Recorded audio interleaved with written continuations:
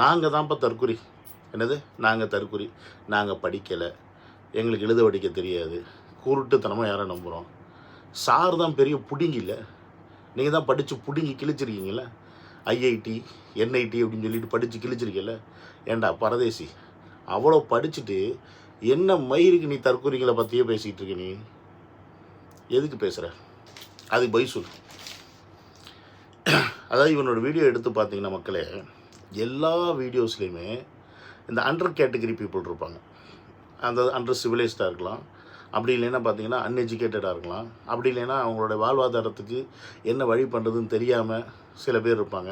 இன்றைக்கி இந்த இன்ஸ்டாகிராமில் பார்த்தீங்கன்னா எவ்வளோ பைத்தியக்காரத்தனமாக ஏதாவது ஒன்று பண்ணி அதில் ஃபேமாக வரங்க இருக்காங்களே, அந்த மாதிரி இந்த இன்ஸ்டாகிராமு டிக்டாக்கு இதெல்லாம் வச்சு அது மூலிமா ஏதோ ஒரு பைத்தியக்காரத்தனமாக பண்ணி அதில் ஃபேம் ஆகி அதில் காசு சம்பாதிக்கிற அந்த மாதிரி ஆட்களையாக பார்த்து செலக்ட் பண்ணி அவங்கள கிரிட்டிசிசம் பண்ணுறன்ற பேரில் அவங்கள தற்கொலைன்னு சொல்கிறது, அவங்கள இழிவாக பேசுகிறது, இழிவாக நடத்துறது, அப்படியே அருவருப்பாக அவங்க மூஞ்சி ரியாக்ஷன் பார்க்கணுமே.